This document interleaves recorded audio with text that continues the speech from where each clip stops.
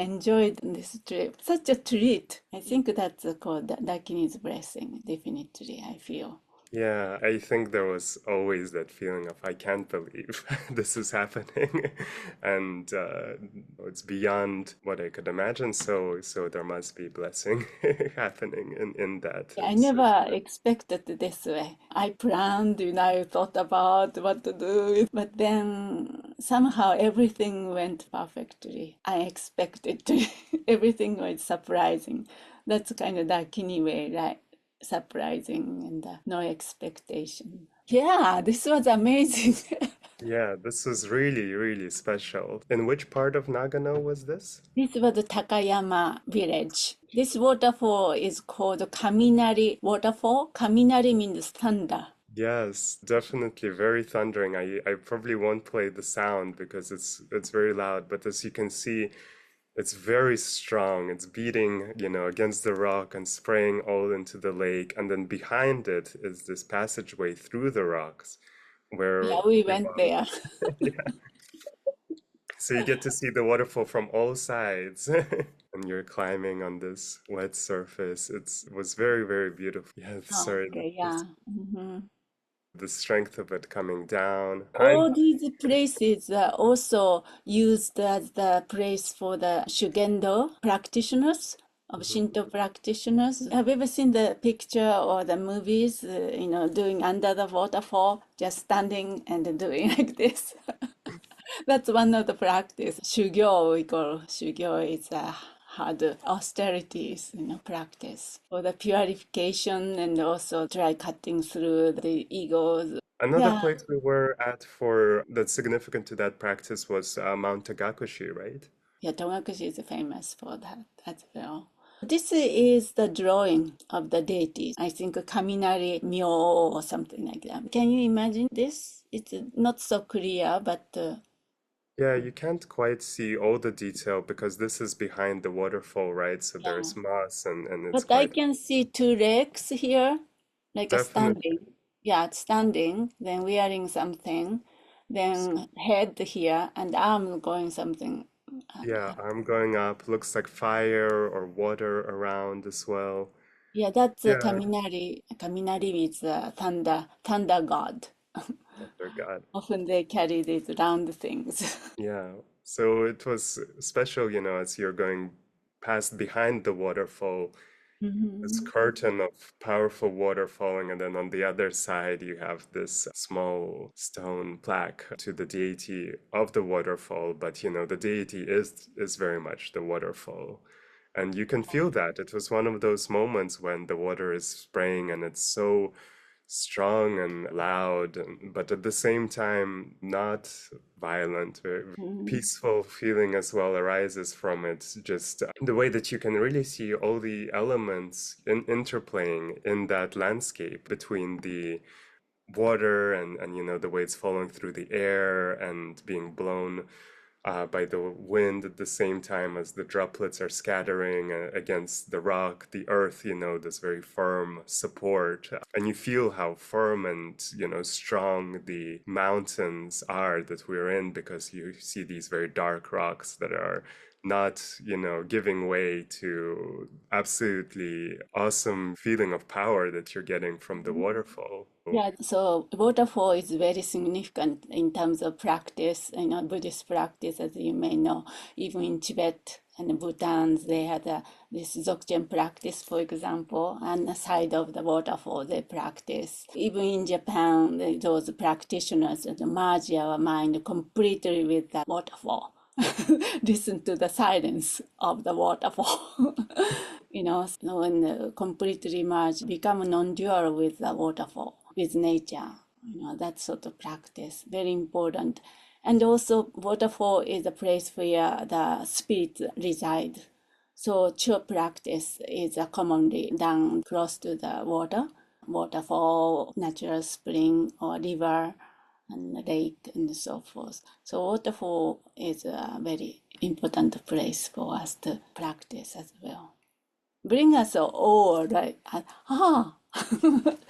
Our ordinary mind stops. Yeah, and it can stop for longer because it's one of those things they say, like, for example, fire is always changing, so you can get very focused on the changing shape of the to the point that other thoughts can kind of recede into the background. So it's a really helpful support for meditation. And I didn't really know this about the waterfalls until I was standing there, but the water is, yeah, continually making same shapes, but it's moving too fast for your eye to perceive, so you can't hold on to it, you can't fix it.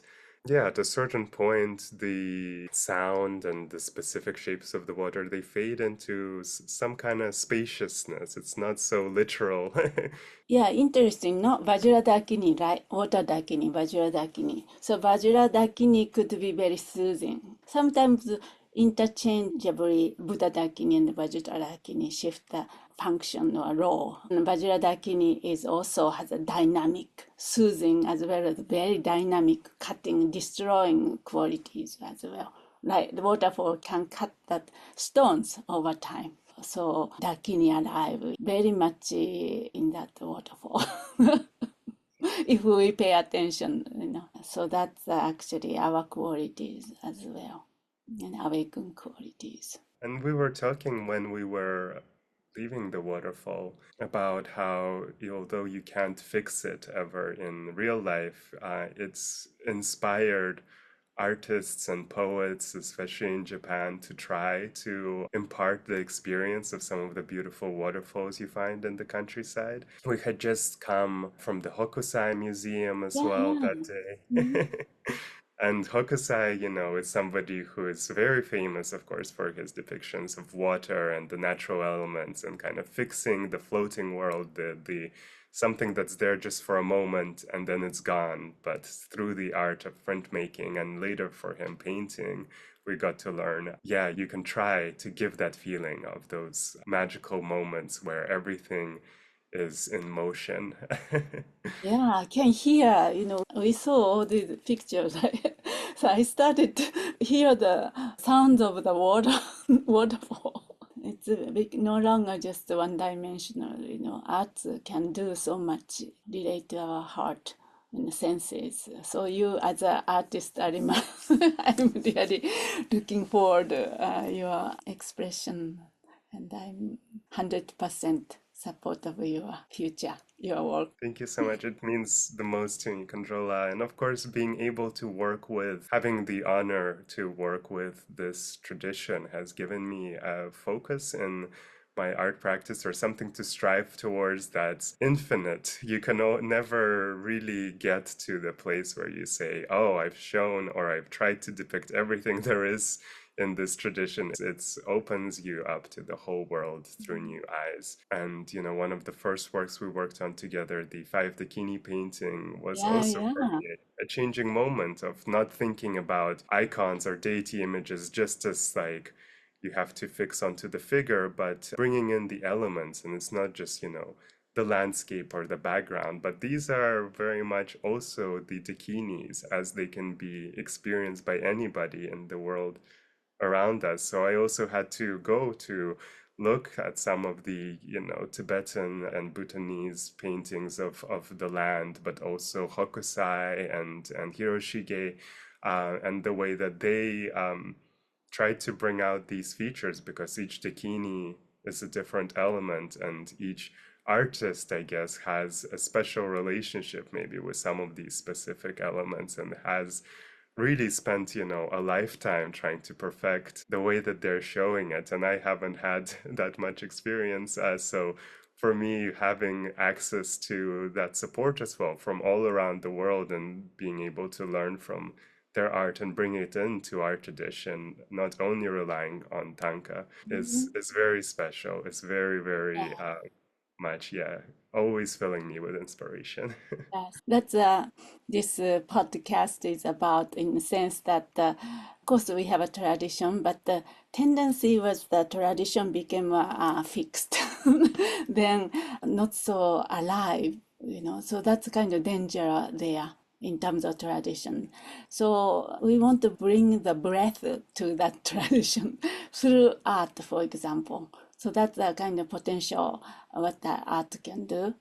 So this first work we worked on, this five Dakinis, and myself, five Dakini practice was traditional practice, right? And very much establish all these forms and association with wisdom and this and that. But then I wanted to make it really experiential. At that time, really elements, connect to the elements is the very direct way to connect, one's own experience. And so then I asked you to draw these kind of natures associated with each Dakini. So you did a beautiful job. I I'm guess so I glad. could show it a little bit because we haven't shown it Oh, on the yeah, yeah. podcast before, and it might be helpful for this conversation because, yeah, of course, it's a, That's right. Interesting. Our conversation came to that where we started. here they are, the five bikinis. You can see the overwhelming kind of presence of nature with Kandrola's amazing, of course, third book about the Dakinis and the River of Blessing and the five Dakini practice. But also, partially already in your second book, you had those meditations described about different elements. And, picture your favorite lake and stare out at the reflective mirror of its surface, these kind of very evocative but direct,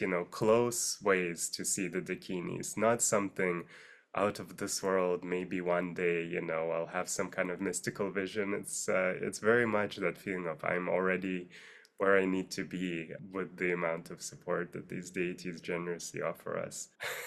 Yeah, Always, yeah, funny for me to look because it's, of course, my first attempt, but yeah, I at the same love this so much, all these natures, because it reminds me of everything, all the nature, and I grown up in nature, right? It is wave, Hokusai's wave. Are you on, yeah. like intentional? Oh Already yeah, you are doing the Hokusai painting I and had some kind to. of, waterfall or something in the mountain there, the sunset there. I can feel, just by looking at the nature, and I can feel the Dakini within me.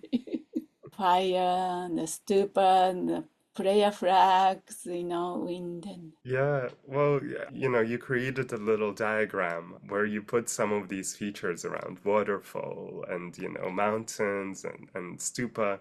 And so that was, yeah, very, very helpful for me to then know what to look for and to think about the fact that actually all of these things support each other, exist together in a single landscape. But whereas European landscape imagery, sometimes you're trying to look out into a flat distance and you think, landscape paintings have to be more wide than they are high. With the ones that you see in Tangas, the landscape, I guess, maybe coming from this mountainous feeling, is kind of rising up to meet you, and the sky and the ground are kind of melding into each other, and you can't quite tell how big are some of the features and how big are the dakinis because it's not, I guess, a literal description. It's more of this kind of like when you are standing at the foot of a mountain, your perspective can almost get lost because you can't imagine that,